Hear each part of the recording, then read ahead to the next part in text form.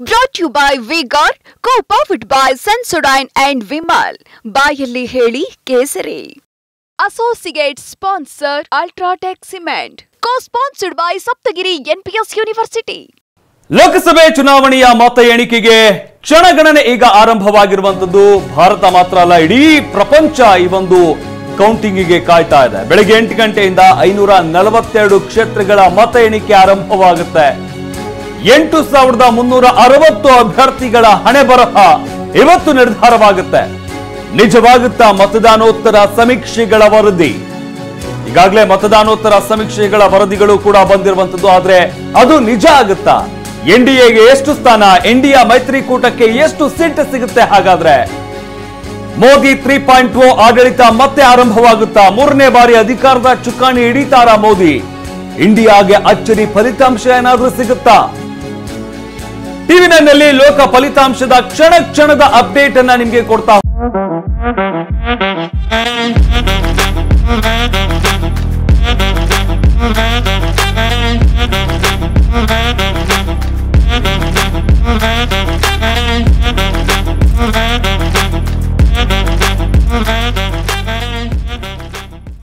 ಹೋಗ್ತೀವಿ. ಬೆಳಿಗ್ಗೆ 8 ಗಂಟೆಯಿಂದ ಜಾಹೀರಾತು ರಹಿತ ನಾನ್ ಸ್ಟಾಪ್ ವರದಿ, ಪಕ್ಕಾ ಫಲಿತಾಂಶ, ನಿಖರ ವಿಶ್ಲೇಷಣೆ ಟಿವಿ9ನಲ್ಲಿ ಮಾತ್ರ.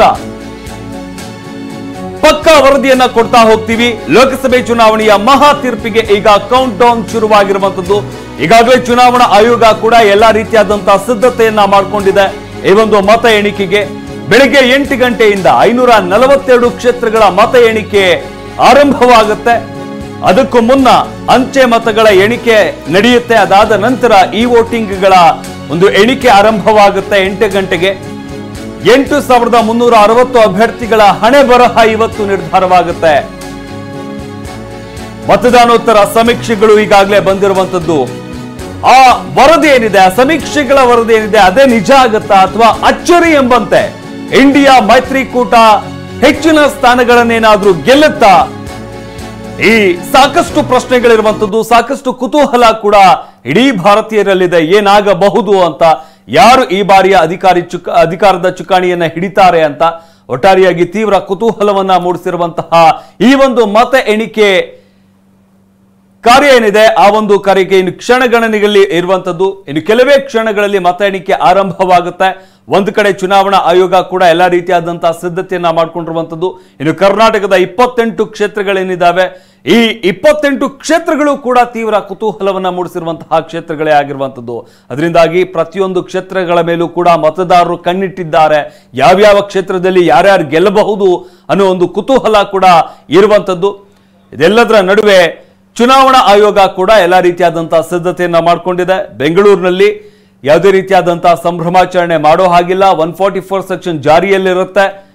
ಮತ ಎಣಿಕೆ ಆಗ್ತಾ ಇದ್ದ ಹಾಗೇನೆ ಪಟಾಕಿ ಸಿಡಿಸುವಂಥದ್ದು, ಮೆರವಣಿಗೆ ಮಾಡುವಂಥದ್ದು, ಘೋಷಣೆಗಳನ್ನ ಕೂಗುವಂಥದ್ದು, ಇದ್ಯಾವುದಕ್ಕೂ ಕೂಡ ಬೆಂಗಳೂರಿನಲ್ಲಿ ಅವಕಾಶ ಇಲ್ಲ. ಇದೇ ರೀತಿಯಾಗಿ ಬೇರೆ ಬೇರೆ ಭಾಗದಲ್ಲೂ ಕೂಡ ಅಲ್ಲಿನ ಜಿಲ್ಲಾಡಳಿತಗಳು ಸಿದ್ಧತೆಯನ್ನ ಮಾಡಿಕೊಂಡಿರುವಂಥದ್ದು. ಒಟ್ಟಾರೆಯಾಗಿ ಕರ್ನಾಟಕದಲ್ಲಿ 29 ಕಡೆ, ಅಂದ್ರೆ ತುಮಕೂರಿನಲ್ಲಿ 2 ಕಡೆ ಮತ ಎಣಿಕೆ ಆಗುತ್ತೆ.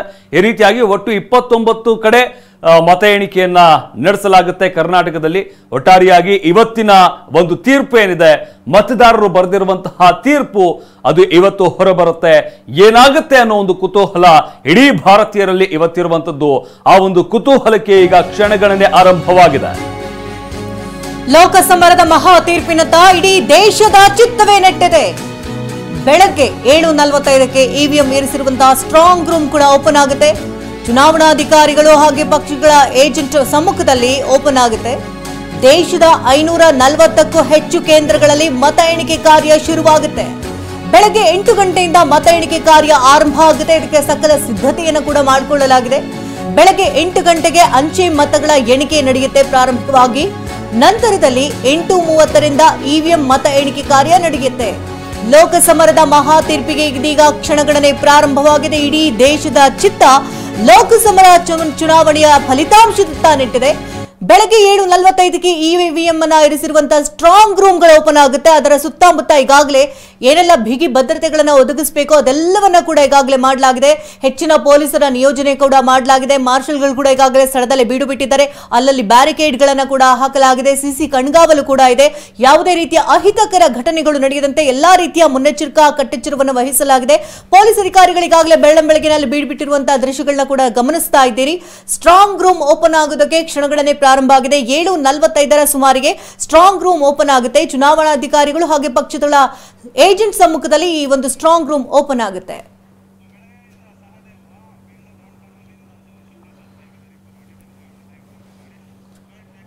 ಬೆಳಗಾವಿಯಿಂದ ಸಹದೇವ್ ಹಾಗೆ ಬೆಂಗಳೂರಿನಿಂದ ಈಗಾಗಲೇ ನೇರ ಸಂಪರ್ಕದಲ್ಲಿ ಜಾಯಿನ್ ಆಗ್ತಿದ್ದಾರೆ ಶಿವಪ್ರಸಾದ್. ಇಬ್ಬರಿಂದ ಅಪ್ಡೇಟ್ ಅನ್ನ ಪಡ್ಕೊಳ್ಳೋಣ. ಸೊ ಬೆಳಗಾವಿಯ ಚಿತ್ರಣ ಹೇಗಿದೆ ಅಂತ ಗಮನಿಸೋಣ. ಸೊ ಬೆಳಗಾವಿಯಲ್ಲಿ ಸಹದೇವ್ ಇವಾಗ ಯಾವ ರೀತಿ ಚಿತ್ರಣ ಕಂಡು ಬರ್ತಾ ಇದೆ ಅಂದ್ರೆ 7:45ಕ್ಕೆ ಸ್ಟ್ರಾಂಗ್ ರೂಮ್ ಓಪನ್ ಆಗುತ್ತೆ. ಚುನಾವಣಾಧಿಕಾರಿಗಳು ಹಾಗೆ ಏಜೆಂಟ್ ಸಮ್ಮುಖದಲ್ಲಿ ಓಪನ್ ಮಾಡೋದಕ್ಕೆ ಯಾವ ರೀತಿ ತಯಾರಿಯನ್ನ ಮಾಡಿಕೊಳ್ಳಲಾಗಿದೆ? ಶಕುಂತಲಾ, ಏನು ಜಿದ್ದಾಜಿದ್ದಿನ ಕನವಾಗಿರುವಂತಹ ಬೆಳಗಾವಿಯಲ್ಲಿ ಈಗ ಸಾಕಷ್ಟು ಏನು ಕ್ಯೂರಿಯಾಸಿಟಿ ಇರುವಂತದ್ದು. ಮುಖ್ಯವಾಗಿ ಇಲ್ಲಿ ಬಿಜೆಪಿಯಿಂದ ಜಗದೀಶ್ ಶೆಟ್ಟರ್ ಅವರು ಮತ್ತು ಕಾಂಗ್ರೆಸ್ನಿಂದ ಮೃಣಾಲ್ ಹೆಬ್ಬಾಳ್ಕರ್ ಅವರು ಸ್ಪರ್ಧೆ ಮಾಡಿದ್ರು. ಈ ಒಂದು ಸ್ಪರ್ಧೆ ಸಾಕಷ್ಟು ಕುತೂಹಲ ಕೂಡ ಕೆರಳಿಸಿರುವಂತದ್ದು. ಸದ್ಯ ಈಗ ಏನು ಇವತ್ತು ಮತ ಎಣಿಕೆ ಬೆಳಗಾವಿಯ RPD ಕಾಲೇಜ್ನಲ್ಲಿ ನಡೀತಾ ಇರುವಂತದ್ದು. ಈ ಒಂದು ಮತ ಎಣಿಕಾ ಕಾರ್ಯಕ್ಕೆ ಸಕಲ ರೀತಿಯಾದಂತಹ ಸಿದ್ಧತೆ ಕೂಡ ಆಗಿರುವಂತದ್ದು. ನಾನು ಕೂಡ ಈ ಒಂದು RPD ಕಾಲೇಜ್ನಲ್ಲೇ ಇರುವಂತದ್ದು. ಸದ್ಯ ಈಗ ಬಂದೋಬಸ್ತ್ ಸೇರಿದಂತೆ ಎಲ್ಲಾ ರೀತಿಯಾದಂತಹ ವ್ಯವಸ್ಥೆ ಕೂಡ ಆಗಿರುವಂತದ್ದು. ಮುಖ್ಯವಾಗಿ ಈ ಒಂದು RPD ಕಾಲೇಜ್ನಲ್ಲಿ ಒಟ್ಟು 8 ಲೋಕಸಭಾ ಕ್ಷೇತ್ರಗಳಿಗೆ 8 ಪ್ರತ್ಯೇಕ ಸ್ಟ್ರಾಂಗ್ ರೂಮ್ ಗಳನ್ನ ಓಪನ್ ಮಾಡಿರುವಂತದ್ದು. ಸದ್ಯ ಈಗ ಆ ಒಂದು ದೃಶ್ಯಾವಳಿಗಳನ್ನು ಕೂಡ ತೋರಿಸ್ತಾ ಹೋಗ್ತೇನೆ. ಈ ಒಂದು RPD ಕಾಲೇಜ್ನಲ್ಲಿ ಈಗ ಬೇಕಾದಂತಹ ಎಲ್ಲಾ ರೀತಿಯಾದಂತಹ ಸಿದ್ಧತೆಗಳನ್ನ ಮಾಡಿಕೊಂಡಿರುವಂತದ್ದು. ಇಲ್ಲಿ ಮುಖ್ಯವಾಗಿ ಒಂದು ಕಡೆ ಭದ್ರತೆ ದೃಷ್ಟಿಯಿಂದ ಈ ರೀತಿ ಬ್ಯಾರಿಕೇಡ್ ಗಳನ್ನ ಅಳವಡಿಕೆ ಮಾಡಿಕೊಂಡು ಪ್ರತಿಯೊಬ್ಬರನ್ನು ಕೂಡ ಇಲ್ಲಿ ತಪಾಸಣೆ ಮಾಡಿ ಒಳಗ್ ಬಿಡುವಂತ ಕೆಲಸವನ್ನ ಸದ್ಯ ಈಗ ಪೊಲೀಸರು ಮಾಡ್ತಾ ಇರುವಂತದ್ದು. ಅದರ ಜೊತೆಗೆ ಸ್ಟ್ರಾಂಗ್ ರೂಮ್ ಓಪನ್ ಮಾಡೋಕ್ಕೂ ಕೂಡ ಈಗ ಸಿದ್ಧತೆ ಆಗಿರುವಂತದ್ದು. 6 ಗಂಟೆಗೆ ಸ್ಟ್ರಾಂಗ್ ರೂಮ್ ಓಪನ್ ಮಾಡ್ತೇವೆ ಅನ್ನುವಂತ ಮಾತನ್ನ ಖುದ್ದು DC ಅವರು ಹೇಳಿರುವಂತದ್ದು. ಇನ್ನೇನು ಕೆಲವೇ ಕ್ಷಣಗಳಲ್ಲಿ ಸ್ಟ್ರಾಂಗ್ ರೂಮ್ ಕೂಡ ಓಪನ್ ಆಗ್ತವೆ. 8 ಪ್ರತ್ಯೇಕ ಸ್ಟ್ರಾಂಗ್ ರೂಮ್ ಕೂಡ ಇರುವಂತದ್ದು. ಇಲ್ಲಿ ಒಂದು ಮತ ಎಣಿಕಾ ಕೊಠಡಿಯಲ್ಲಿ 14+1 ಟೇಬಲ್ ಗಳನ್ನ ಅಳವಡಿಕೆ ಮಾಡಿರುವಂತದ್ದು. ಇಲ್ಲಿ ಅತಿ ಹೆಚ್ಚು ಅಂತಂದ್ರೆ 21 ರೌಂಡ್ಸ್ ಆಗ್ತವೆ. ಅದರ ಜೊತೆಗೆ 16 ರೌಂಡ್ಸ್ ಕೂಡ ಇರುವಂತದ್ದು. ಸೊ 3 ಗಂಟೆ ಒಳಗಾಗಿ ರಿಸಲ್ಟ್ ಕೂಡ ಕೊಡ್ತೇವೆ ಅನ್ನುವಂತ ಮಾತನ್ನ ಹೇಳಿದ್ರು. ಒಟ್ಟು 13,75,000 ಜನರು ತಮ್ಮ ಹಕ್ಕನ್ನ ಚಲಾಯಿಸಿದ್ರು. 13 ಜನ ಈ ಒಂದು ಬೆಳಗಾವಿ ಲೋಕಸಭಾ ಕಣದಲ್ಲಿದ್ದಾರೆ. ಸೊ 13 ಜನರ ಪೈಕಿ ನೇರ ಫೈಟ್ ಆಗಿರುವಂತದ್ದು ಜಗದೀಶ್ ಶೆಟ್ಟರ್ ಮತ್ತು ಮೃಣಾಲ್ ಹೆಬ್ಬಾಳ್ಕರ್ ಅವರ ನಡುವೆ ನೇರ ಫೈಟ್ ಆಗಿರುವಂತದ್ದು. ಸದ್ಯ ಈಗ ಏನು ಸ್ಟ್ರಾಂಗ್ ರೂಮ್ ಕಡೆ ಕೂಡ ಸಾಕಷ್ಟು ಬಂದೋಬಸ್ತನ್ನ ಮಾಡಿಕೊಂಡಿರುವಂತದ್ದು. ಪೊಲೀಸರು ಕೂಡ ನಿತ್ಯವೂ 3 ಹಂತದಲ್ಲಿ ಇಲ್ಲಿ ಭದ್ರತೆಯನ್ನ ನೀಡಲಾಗಿತ್ತು. ಸೊ ಕೊನೆ ಹಂತದಲ್ಲಿ ಪೊಲೀಸರು ಭದ್ರತೆಯನ್ನ ನೀಡ್ತಾ ಇದ್ರು. ಒಳಗಡೆ ಈಗಾಗಲೇ 2 ಹಂತದ ಭದ್ರತೆಗಳು ಕೂಡ ಇರುವಂತದ್ದು. ಇನ್ನೇನು ಕೆಲವೇ ನಿಮಿಷಗಳಲ್ಲಿ ಈ ಒಂದು ಏನು ನಾನೀಗ ತೋರಿಸ್ತಾ ಇದ್ದೇನೆ ಬಿಲ್ಡಿಂಗ್ ಅಲ್ಲೇ 5 ವಿಧಾನಸಭಾ ಕ್ಷೇತ್ರದ ಸ್ಟ್ರಾಂಗ್ ರೂಮ್ಗಳು ಕೂಡ ಇರುವಂತದ್ದು. ಇಲ್ಲೇ ಈಗ ಜಿಲ್ಲಾಧಿಕಾರಿಗಳು ಬಂದು ಸ್ಟ್ರಾಂಗ್ ರೂಮ್ ಅನ್ನ ಓಪನ್ ಮಾಡ್ತಾರೆ. ಅದು ರಾಜಕೀಯ ಪಕ್ಷದ ಮುಖಂಡರು, ಮುಖ್ಯವಾಗಿ ಈ ಒಂದು ಮತ ಎಣಿಕಾ ಏಜೆಂಟ್ ಇರ್ತಾರೆ ಅವರು ಮತ್ತು ಅಭ್ಯರ್ಥಿಗಳ ಸಮ್ಮುಖದಲ್ಲೇ ಸ್ಟ್ರಾಂಗ್ ರೂಮ್ ಗಳನ್ನ ಓಪನ್ ಮಾಡ್ತಾರೆ. ಸೊ ಅದಕ್ಕಾಗಿ ಈಗಾಗಲೇ ಪೊಲೀಸರು ಕೂಡ ಎಲ್ಲಾ ರೀತಿಯಾದಂತಹ ಸಿದ್ಧತೆಗಳನ್ನ ಮಾಡಿಕೊಂಡಿರುವಂತದ್ದು. ಒಟ್ಟು ಬೆಳಗಾವಿಯಲ್ಲಿ 350 ಸೂಕ್ಷ್ಮ ಪ್ರದೇಶಗಳನ್ನ ಗುರುತಿಸಿರುವಂತದ್ದು. ಅಲ್ಲಿ ಪ್ರತಿಯೊಂದು ಸೂಕ್ಷ್ಮ ಪ್ರದೇಶಕ್ಕೂ ಸಿಸಿ ಕ್ಯಾಮೆರಾಗಳನ್ನ ಅಳವಡಿಕೆ ಮಾಡಿಕೊಂಡಿದ್ದಾರೆ. ಅದರ ಜೊತೆಗೆ ಈ ಬಾರಿ ಇನ್ನೊಂದು ವಿಶೇಷ ಏನಂತಂದ್ರೆ ಮತ ಎಣಿಕಾ ಕೊಠಡಿ ಏನಿದೆ ಅಲ್ಲಿ ಪ್ರತಿಯೊಂದು ಟೇಬಲ್ಗೂ ಕೂಡ CCTVಗಳನ್ನ ಅಳವಡಿಕೆ ಮಾಡಿರುವಂತದ್ದು. ಸೊ ಒಂದೇ ಕೊಠಡಿಯಲ್ಲಿ 25 CCTVಗಳು ಕೂಡ ಅಳವಡಿಕೆ ಮಾಡಿರುವಂತದ್ದು. ಹೀಗಾಗಿ ಏನು ಎಲ್ಲಾ ರೀತಿಯಾದಂತಹ ಸಿದ್ಧತೆಗಳು ಬೆಳಗಾವಿಯ ಜಿಲ್ಲಾಡಳಿತ, ಜಿಲ್ಲಾ ಚುನಾವಣಾಧಿಕಾರಿ ನಿತೇಶ್ ಪಾಟೀಲ್ ಅವರ ನೇತೃತ್ವದಲ್ಲಿ ಈಗಾಗಲೇ ಆಗಿರುವಂತದ್ದು.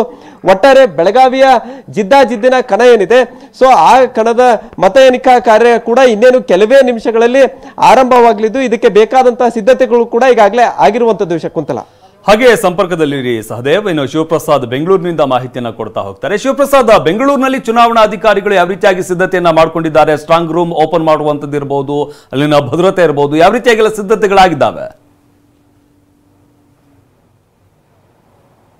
ಶಮಂತ್ 2024 ಲೋಕಸಭಾ ಚುನಾವಣೆಯ ಮತ ಎಣಿಕೆ ಕಾರ್ಯ ಇನ್ನೇನು ಕೆಲವೇ ಕ್ಷಣಗಳಲ್ಲಿ ಆರಂಭವಾಗಿರ್ತಕ್ಕಂಥದ್ದು. ಈಗಾಗಲೇ ಇದಕ್ಕೆ ಸಂಬಂಧಪಟ್ಟಂತೆ ಬರದಿಂದ ಸಿದ್ಧತೆಗಳನ್ನು ಕೂಡ ಮಾಡಲಾಗ್ತಿರ್ತಕ್ಕಂಥದ್ದು. ನನ್ನ ಹಿಂಭಾಗದಲ್ಲಿ ನೀವು ಈಗಾಗಲೇ ಗಮನಿಸ್ತಾ ಇದ್ದೀರಾ, ನಾವೀಗ ಬೆಂಗಳೂರಿನ ವಿಠಲ್ ಮಲ್ಯ ರಸ್ತೆಯಲ್ಲಿ ಇರ್ತಕ್ಕಂಥ ಸೆಂಟ್ ಜೋಸೆಫ್ ಇಂಡಿಯನ್ ಹೈಸ್ಕೂಲ್ ನಲ್ಲಿ ಇದ್ದೇವೆ. ಸ್ಟ್ರಾಂಗ್ ರೂಮ್ ನಲ್ಲಿ ಈಗಾಗಲೇ ಬೆಂಗಳೂರಿನ ಉತ್ತರ ಲೋಕಸಭಾ ಕ್ಷೇತ್ರದ ಮತ ಎಣಿಕೆ ಕಾರ್ಯ ಅಲ್ಲಿ ನಡೀತಕ್ಕಂಥದ್ದು. ಈಗಾಗಲೇ ಸ್ಟ್ರಾಂಗ್ ರೂಮ್ ನಲ್ಲಿ ಇವರ ಭವಿಷ್ಯ ನಿರ್ಧಾರವಾಗಲಿದೆ. ಇದಕ್ಕೆ ಸಂಬಂಧಪಟ್ಟಂತೆ ಬಿಗಿ ಪೊಲೀಸ್ ಭದ್ರತೆಗಳನ್ನು ಕೂಡ ಕ್ರಮಗಳನ್ನು ಕೈಗೊಂಡಿರ್ತಕ್ಕಂಥದ್ದು. CSF ಸಿಬ್ಬಂದಿ ಸೇರಿದಂತೆ ಒಟ್ಟಾರೆಯಾಗಿ 2400ಕ್ಕೂ ಹೆಚ್ಚು ಪೊಲೀಸರನ್ನ ಬೆಂಗಳೂರಿನ ಮತ ಎಣಿಕಾ ಕೇಂದ್ರಗಳ ಸುತ್ತಮುತ್ತಲೂ ಕೂಡ ನಿಯೋಜನೆಯನ್ನ ಮಾಡಿರ್ತಕ್ಕಂಥದ್ದು. ಒಟ್ಟಾರೆಯಾಗಿ ಯಾವುದೇ ರೀತಿಯ ಅಹಿತಕರ ಘಟನೆಗಳು ನಡೆದಂತೆ ಬಿಗಿ ಪೊಲೀಸ್ ಬಂದೋಬಸ್ತುಗಳನ್ನು ಕೂಡ ನಿಯೋಜನೆ ಮಾಡಲಾಗಿರ್ತಕ್ಕಂಥದ್ದು. ಸಂಚಾರಕ್ಕೂ ಕೂಡ ಯಾವುದೇ ರೀತಿಯ ವ್ಯತ್ಯಯ ಉಂಟಾಗದಂತೆ, ಸಂಚಾರದಲ್ಲಿ ಟ್ರಾಫಿಕ್ ಸಮಸ್ಯೆ ಆಗದಂತೆ 400ಕ್ಕೂ ಹೆಚ್ಚು ಟ್ರಾಫಿಕ್ ಸಿಬ್ಬಂದಿಯನ್ನು ಕೂಡ ಈಗಾಗಲೇ ಆಯಕಟ್ಟಿನ ಜಾಗದಲ್ಲಿ ನಿಯೋಜನೆಯನ್ನ ಮಾಡಲಾಗಿರ್ತಕ್ಕಂಥದ್ದು. 13ಕ್ಕೂ ಹೆಚ್ಚು CR ತುಕಡಿಗಳನ್ನು ಕೂಡ ಈಗಾಗಲೇ ನಿಯೋಜನೆಯನ್ನ ಮಾಡಲಾಗಿದೆ. ಬಿಗಿ ಪೊಲೀಸ್ ಬಂದೋಬಸ್ತ್ ಕ್ರಮಗಳನ್ನು ಕೂಡ ಕೈಗೊಂಡಿರ್ತಕ್ಕಂಥದ್ದು. ಸೂಕ್ಷ್ಮ ಪ್ರದೇಶಗಳನ್ನು ಕೂಡ ಈಗಾಗಲೇ ಐಡೆಂಟಿಫೈ ಮಾಡಿರ್ತಕ್ಕಂಥದ್ದು. ಬೆಂಗಳೂರಿನ ನಗರ ಪೊಲೀಸ್ ಆಯುಕ್ತರಾಗಿರ್ತಕ್ಕಂಥ ಬಿ ದಯಾನಂದ್ ಅವರ ಮಾರ್ಗದರ್ಶನದಲ್ಲಿ ಈಗಾಗಲೇ ಅಲ್ಲಿರ್ತಕ್ಕಂಥ ಸ್ಥಳೀಯ ಪೊಲೀಸರು ಕೂಡ, ಕಾನೂನು ಸುವ್ಯವಸ್ಥೆ ಹಾಗೂ ಸಂಚಾರ ಪೊಲೀಸರು ಕೂಡ ಬಿಗಿ ಪೊಲೀಸ್ ಬಂದೋಬಸ್ತ್ ಕ್ರಮಗಳನ್ನು ಕೂಡ ಕೈಗೊಂಡಿದ್ದಾರೆ. ಮತ ಎಣಿಕೆ ಕೇಂದ್ರದ ಸುತ್ತಮುತ್ತಲೂ ಕೂಡ 144 ಸೆಕ್ಷನ್ ಜಾರಿಯಲ್ಲಿರುತ್ತೆ. ಈ ನಿಟ್ಟಿನಲ್ಲಿ ಯಾವುದೇ ರೀತಿಯ ಸಂಭ್ರಮಾಚರಣೆಗೂ ಕೂಡ ಅವಕಾಶ ಇರೋದಿಲ್ಲ ಅನ್ನೋದನ್ನ ಮೊದಲೇ ತಿಳಿಸಿದಾಗಿರ್ತಕ್ಕಂಥದ್ದು. ಯಾವುದೇ ರೀತಿಯ ಮೆರವಣಿಗೆಗಳನ್ನು ಕೂಡ ಮಾಡಲಾಗಿರುತ್ತದೆ. ಪಟಾಕಿಯನ್ನು ಕೂಡ ಸಿಡಿಸುವಂತಿಲ್ಲ. ಈಗಾಗಲೇ ಬಿಗಿ ಪೊಲೀಸ್ ಭದ್ರತಾ ಕ್ರಮಗಳನ್ನು ಅನುಸರಿಸಲಾಗ್ತಿರ್ತಕ್ಕಂಥದ್ದು. ಹಿರಿಯ ಪೊಲೀಸ್ ಅಧಿಕಾರಿಗಳು ಕೂಡ ಈಗಾಗಲೇ ಬಂದೋಬಸ್ತನ್ನು ಕೂಡ ಪರಿಶೀಲನೆ ಮಾಡಿದ್ದಾರೆ. ಪೊಲೀಸರು ಕೂಡ ಸಜ್ಜಾಗಿರ್ತಕ್ಕಂಥದ್ದು. ಸಶಸ್ತ್ರ ಪಡೆಯ ಪೊಲೀಸರು ಕೂಡ ಈಗಾಗಲೇ ಆಯಕಟ್ಟಿನ ಜಾಗಗಳಲ್ಲಿ ನಿಯೋಜನೆಯನ್ನು ಮಾಡಿರ್ತಕ್ಕಂಥದ್ದು. ಒಟ್ಟಾರೆಯಾಗಿ ದೇಶಾದ್ಯಂತ 474 ಅಭ್ಯರ್ಥಿಗಳ ಭವಿಷ್ಯ ನಿರ್ಧಾರವಾಗಲಿದೆ.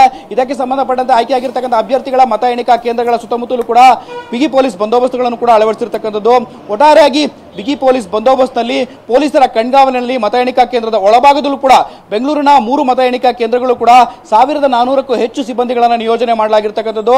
14 ರೌಂಡ್ಸ್ಗಳಲ್ಲಿ ಈಗಾಗಲೇ ಮತ ಎಣಿಕೆ ಕೇಂದ್ರದಲ್ಲಿ ಒಳಭಾಗದಲ್ಲಿ ಸ್ಟ್ರಾಂಗ್ ರೂಮ್ ನಿಂದ ತರತಕ್ಕಂಥ EVM ಯಂತ್ರಗಳನ್ನ ಮತ ಎಣಿಕೆ ಕೇಂದ್ರಗಳ ಎಣಿಕೆ ಕಾರ್ಯ ನಡೆಯುತ್ತೆ. ಟಿವಿನಲ್ಲಿ ಲಭ್ಯ ಆಗಿರ್ತಕ್ಕಂಥ ಉನ್ನತ ಮೂಲಗಳ ಮಾಹಿತಿಯ ಪ್ರಕಾರ 7:45 ಸುಮಾರಿಗೆ ಏಜೆಂಟರು ಹಾಗೂ ಅಭ್ಯರ್ಥಿಗಳು ಸೇರಿದಂತೆ ಚುನಾವಣಾಧಿಕಾರಿಗಳ ಸಮ್ಮುಖದಲ್ಲಿ ಈಗಾಗಲೇ ಮತ ಎಣಿಕಾ ಕೇಂದ್ರದಲ್ಲಿ ಇರ್ತಕ್ಕಂಥ ಸ್ಟ್ರಾಂಗ್ ರೂಮ್ಗಳನ್ನ ಹೊರಗಡೆ ತಂದು ಅಲ್ಲಿರ್ತಕ್ಕಂಥ EVM ವಿಷಯಗಳನ್ನ ಹೊರಗಡೆ ತಂದು ಒಂದು ಒಳಭಾಗದಲ್ಲಿ ಮತ ಎಣಿಕೆ ಕೇಂದ್ರದಲ್ಲಿ ಆರಂಭವನ್ನ ಮಾಡಲಿದ್ದಾರೆ. ಮತ ಎಣಿಕೆಗೆ ಈಗಾಗಲೇ 8 ಗಂಟೆ ಸುಮಾರಿಗೆ ಮತ ಎಣಿಕೆ ಆರಂಭವಾಗುವಂತ ಸಾಧ್ಯತೆಗಳು ಕೂಡ ಇರತಕ್ಕಂಥದ್ದು.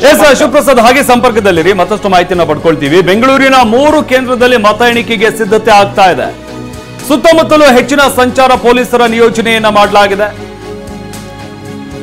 ವಸಂತನಗರದ ಮೌಂಟ್ ಕಾರ್ಮೆಲ್ ಕಾಲೇಜು 3 ಕಡೆ ಬೆಂಗಳೂರಿನಲ್ಲಿ ಮತ ಎಣಿಕೆ ಆಗುತ್ತೆ. ವಿಠಲ್ ಮಲ್ಯ ರಸ್ತೆಯ ಸೆಂಟ್ ಜೋಸೆಫ್ ಹೈಸ್ಕೂಲ್ ಹಾಗೆ ಜಯನಗರದ SSMRV ಕಾಲೇಜಿನಲ್ಲಿ ಮತ ಎಣಿಕೆ ಆಗುತ್ತೆ. ಬೆಂಗಳೂರಿನಲ್ಲಿ 3 ಕಡೆ ಮತ ಎಣಿಕೆ ಆಗುತ್ತೆ. ಅಗತ್ಯ ಸ್ಥಳದಲ್ಲಿ ಹೆಚ್ಚಿನ ಸಂಚಾರಿ ಪೊಲೀಸರನ್ನ ನಿಯೋಜನೆ ಮಾಡಲಾಗಿದೆ. ಮತ ಎಣಿಕೆ ಕೇಂದ್ರದ ಸುತ್ತ 400ಕ್ಕೂ ಹೆಚ್ಚು ಪೊಲೀಸ್ ಸಿಬ್ಬಂದಿಯನ್ನ ನಿಯೋಜನೆ ಮಾಡಲಾಗಿದೆ ಭದ್ರತೆಗಾಗಿ. ಬೆಂಗಳೂರಿನ 3 ಕೇಂದ್ರದಲ್ಲಿ ಮತ ಎಣಿಕೆಗೆ ಈಗಾಗಲೇ ಸಿದ್ಧತೆ ಆಗಿದೆ. ಸುತ್ತಮುತ್ತಲೂ ಹೆಚ್ಚಿನ ಸಂಚಾರ ಪೊಲೀಸರನ್ನ ಕೂಡ ನಿಯೋಜನೆ ಮಾಡಲಾಗಿದೆ. 7:45 ಸುಮಾರಿಗೆ, ಅಂದ್ರೆ ಸ್ವಲ್ಪ ಬೇಗನೂ ಆಗಬಹುದು ಅಥವಾ ಸ್ವಲ್ಪ ಲೇಟ್ ಆಗಿ ಕೂಡ ಆಗಬಹುದು, ಆ ಒಂದು ಅಂದಾಜಿನ ಸಮಯದಲ್ಲಿ ಸ್ಟ್ರಾಂಗ್ ರೂಮ್ ಅನ್ನ ಓಪನ್ ಮಾಡಲಾಗುತ್ತೆ. ಇನ್ನು ಅಭ್ಯರ್ಥಿಗಳ ಏಜೆಂಟರ್ಗಳು, ಪಕ್ಷದ ಏಜೆಂಟರ್ಗಳೇನಿರ್ತಾರೆ ಅವರು ಕೂಡ ಅವರ ಸಮ್ಮುಖದಲ್ಲಿ ಚುನಾವಣಾಧಿಕಾರಿಗಳು ಆ ಒಂದು ಸ್ಟ್ರಾಂಗ್ ರೂಮ್ ಅನ್ನ ಓಪನ್ ಮಾಡ್ತಾರೆ. ಜೊತೆಗೆ ಆ ಒಂದು ಸ್ಟ್ರಾಂಗ್ ರೂಮ್ಗಳ ಸುತ್ತಮುತ್ತ ಕೂಡ ಈಗಾಗಲೇ ಬಿಗಿ ಭದ್ರತೆಯನ್ನ ನಿಯೋಜನೆ ಮಾಡಲಾಗಿರುವಂತದ್ದು. ವಸಂತನಗರದ mount Carmel college, Vittal Mallya ರಸ್ತೆಯಲ್ಲಿರುವಂತಹ ಸೆಂಟ್ ಜೋಸೆಫ್ ಹೈಸ್ಕೂಲ್ ಹಾಗೆ ಜಯನಗರದ SSMRV ಕಾಲೇಜಿನಲ್ಲಿ, ಅಂದ್ರೆ ಬೆಂಗಳೂರಿನಲ್ಲಿ ಒಟ್ಟು 3 ಕಡೆ ಮತ ಎಣಿಕೆ ನಡೆಯುತ್ತೆ. ಅಗತ್ಯ ಸ್ಥಳದಲ್ಲಿ ಹೆಚ್ಚಿನ ಸಂಚಾರಿ ಪೊಲೀಸರನ್ನ ನಿಯೋಜನೆ ಮಾಡಲಾಗಿದೆ. ಇದರ ಜೊತೆಗೆ ಸೂಕ್ಷ್ಮ ಪ್ರದೇಶಗಳು ಅಂತ ಏನಿರ್ತವೆ ಅಲ್ಲೂ ಕೂಡ ಹೆಚ್ಚಿನ ಪೊಲೀಸರನ್ನ ನಿಯೋಜನೆ ಮಾಡಲಾಗಿದೆ.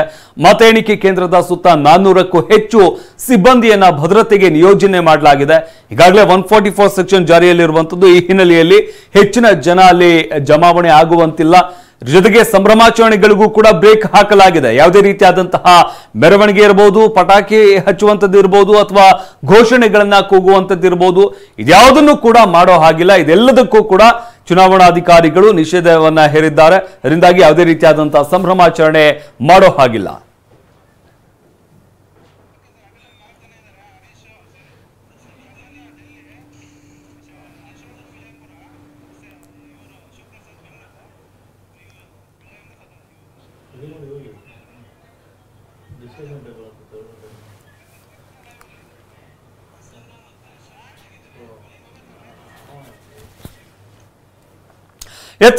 ಮತ್ತಷ್ಟು ಅಪ್ಡೇಟ್ಸ್ ಅನ್ನ ನಮ್ಮ ಪ್ರತಿನಿಧಿಗಳು ಕೊಡ್ತಾ ಹೋಗ್ತಾರೆ. ದೆಹಲಿಯಿಂದ ನಮ್ಮ ಪ್ರತಿನಿಧಿ ಪ್ರಸನ್ನ ಕೂಡ ಇಲ್ಲಿ ನಮ್ಮ ಜೊತೆ ಜಾಯ್ನ್ ಆಗ್ತಾ ಇದ್ದಾರೆ. ಪ್ರಸನ್ನ, ನಾವು ಗಮನಿಸ್ತಾ ಇದ್ವಿ, ತೀವ್ರ ಕುತೂಹಲವನ್ನ ಮೂಡಿಸ್ತಾ ಇದೆ. ಕ್ಷಣ ಕ್ಷಣಕ್ಕೂ ಕೂಡ ಎದೆ ಬಡಿತ ಹೆಚ್ಚಾಗ್ತಾ ಇರುವಂತದ್ದು.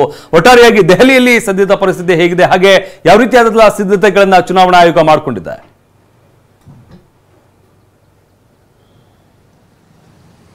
ಶಮಂತ್, ಒಂದು ಪ್ರಮುಖವಾಗಿ ಇಡೀ ರಾಷ್ಟ್ರದ ಕಣ್ಣು ನೆಟ್ಟಿರುವಂತದ್ದು ಇವತ್ತಿನ ಫಲಿತಾಂಶದ ಮೇಲೆ. ಎಕ್ಸಿಟ್ ಪೋಲ್ ನ ಪ್ರಕಾರವೇ ಫಲಿತಾಂಶ ಬರುತ್ತಾ ಅಥವಾ ಅದಕ್ಕೆ ತದ್ವಿರುದ್ಧವಾದಂತಹ ರೀತಿಯ ರಿಸಲ್ಟ್ ಬರುತ್ತಾ ಅನ್ನುವಂತ ಒಂದಷ್ಟು ಕುತೂಹಲ ಇದ್ದೇ ಇದೆ. ಈ ಕಾರಣಕ್ಕೋಸ್ಕರ ಕಾಂಗ್ರೆಸ್ ತನ್ನ ವಿಶ್ವಾಸವನ್ನ ತಾನೇ ಈಗಲೂ ಕೂಡ ಇಟ್ಕೊಂಡಿದೆ.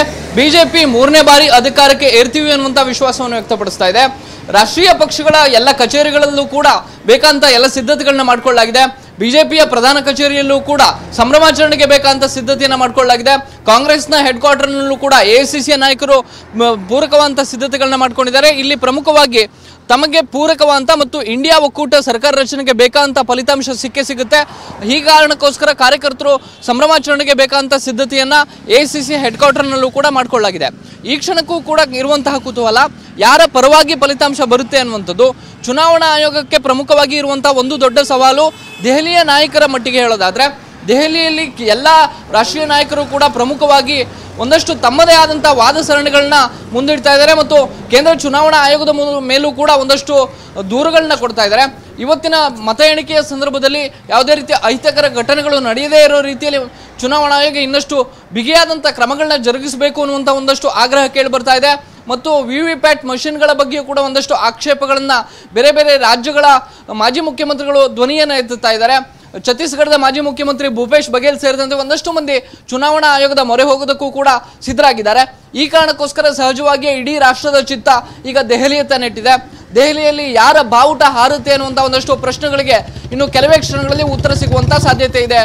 ಶಮಂತ, ಹಾಗೆ ಸಂಪರ್ಕದಲ್ಲಿ ಪ್ರಸನ್ನ, ಇನ್ನು ವಿಜಯಪುರದಿಂದ ನೇರ ಸಂಪರ್ಕದಲ್ಲಿ ಅಶೋಕ್ ಕೂಡ ಜಾಯ್ನ್ ಆಗಿದ್ದಾರೆ. ಅಶೋಕ್, ಅಂದ್ರೆ ವಿಜಯಪುರ ಕ್ಷೇತ್ರ ಗಮನಿಸುವುದಾದ್ರೆ ಅಂದ್ರೆ ಮಾಡು ಇಲ್ಲವೇ ಮಡಿ ಅನ್ನುವಂತಹ ಕ್ಷೇತ್ರ, ಈಗಾಗಲೇ ಅಭ್ಯರ್ಥಿಗಳು ಕಣದಲ್ಲಿ ಯುದ್ಧವನ್ನ ಮಾಡಿದ್ದಾಗಿದೆ. ಇನ್ನು ಘೋಷಣೆ ಒಂದು ಮಾತ್ರ ಬಾಕಿ ಇದೆ.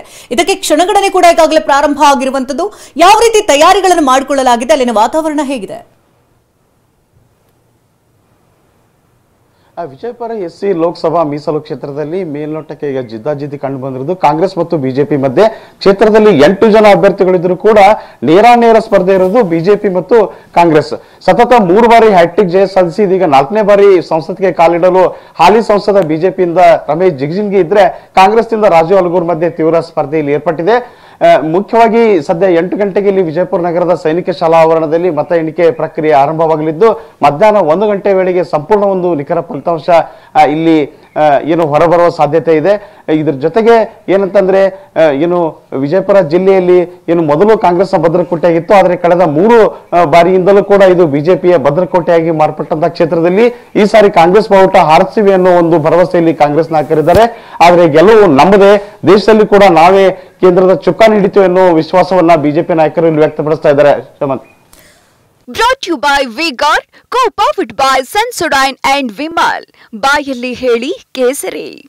Associate sponsor Ultratech Cement. Co-sponsored by Saptagiri NPS University.